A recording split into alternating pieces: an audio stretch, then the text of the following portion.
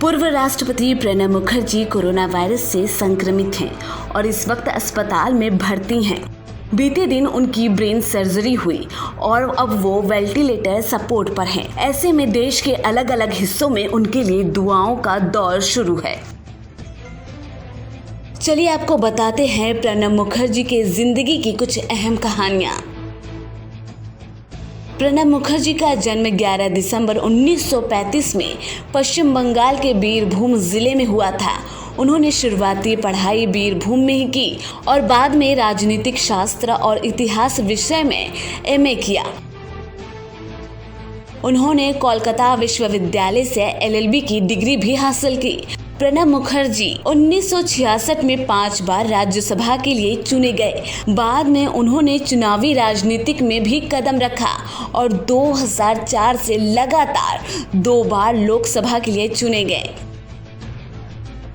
उनकी राजनीतिक सफर की शुरुआत साल 1969 में हुई। भारत की भूतपूर्व प्रधानमंत्री इंदिरा गांधी की मदद से उन्होंने सन 1969 में राजनीति में प्रवेश किया। तब वो कांग्रेस टिकट पर राज्यसभा के लिए चुने गए। 1973 में वे केंद्रीय मंत्रिमंडल में भी शामिल कर लिए गए। इसके बाद वो 1975, 1981, 1993, 1999 में फिर राज्यसभा के लिए चुने गए। उनकी लिखी गई आत्मकथा में साफ तौर से कहा गया कि वे इंदिरा गांधी के बेहद ही करीब थे। जब आपातकाल के बाद कांग्रेस की हार हुई तब इंदिरा गांधी के साथ उनके सबसे विश्वस्त सहयोगी बनकर उभरे थे प्रणब मुखर्जी। वही बात करें 1980 की तो वे राज्यसभा में कांग्रेस पार्टी के नेता बनाए गए।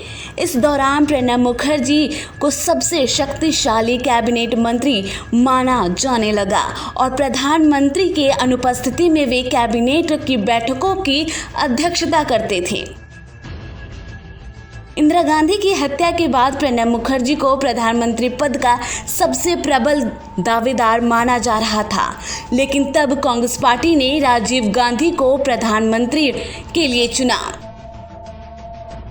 1984 में राजीव गांधी सरकार में उन्हें भारत का वित्त मंत्री बनाया गया। बाद में कुछ मतभेदों की वजह से प्रणब मुखर्जी को वित्त मंत्री का पद छोड़ना पड़ा। वे कांग्रेस से दूर हो गए और एक समय ऐसा आया जब प्रणब मुखर्जी ने एक नई राजनीतिक पार्टी बनाई। उन्होंने राष्ट्रीय समाजवादी कांग्रेस का गठन किया।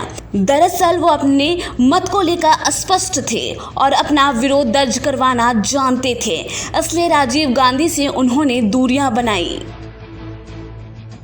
वीपी सिंह के कांग्रेस छोड़ने के बाद पार्टी की स्थिति डावाडोल हो गई। बाद में कांग्रेस ने प्रणब मुखर्जी पर फिर से भरोसा जताया और उन्हें मनाकर पार्टी में वापस ले आए। साल 2009 से 2012 तक मनमोहन सरकार में फिर से भारत के वित्त मंत्री रहे। जब कांग्रेस ने उन्हें अपना राष्ट्रपति उम्मीदवार चुना तब प्रणब मुखर्जी ने वित्त मंत्री पद से इस्तीफा दे दिया। देश के सर्वोच्च पद पर आसीन होने वाले वे पश्चिम बंगाल के पहले व्यक्ति बने। राष्ट्रपति के तौर पर 5 साल के लिए अपने कार्यकाल के दौरान प्रणब मुखर्जी ने राजनीतिक जुड़ाव से दूर रहकर काम किया। 8 नवंबर 2016 को जब प्रधानमंत्री नरेंद्र मोदी ने 1000 और 500 रुपए के पुराने नोट बंद करवाने का फैसला लिया तो विपक्षी दलों ने काफी हो हल्ला मचाया। इसका असर संसद के कामकाज पर भी दिखा। लगातार शोर शराबे की वजह से काम में रुकावट पर उन्होंने चिंता जताई और कहा कि विपक्षी दलों को सदन को काम करने देना चाहिए। प्रणब मुखर्जी सिर्फ नाम के राष्ट्रपति नहीं रहे, उन्होंने अपने अधिकारों का बखूबी उपयोग किया और ये साबित किया कि वे गणतंत्र के प्रधान हैं। देश की बदलती स्थितियों पर भी उनकी लगातार नजर रही। प्रणब मुखर्जी ने अपने कार्यकाल में कई बार सरकार को चिताया और कहा कि देश का माहौल खराब हो रहा है और सरकार को इस पर ध्यान देना चाहिए। वहीं 8 अगस्त 2019 को प्रणब मुखर्जी को भारत रत्न से भी सम्मानित किया गया। Bureau report, star news.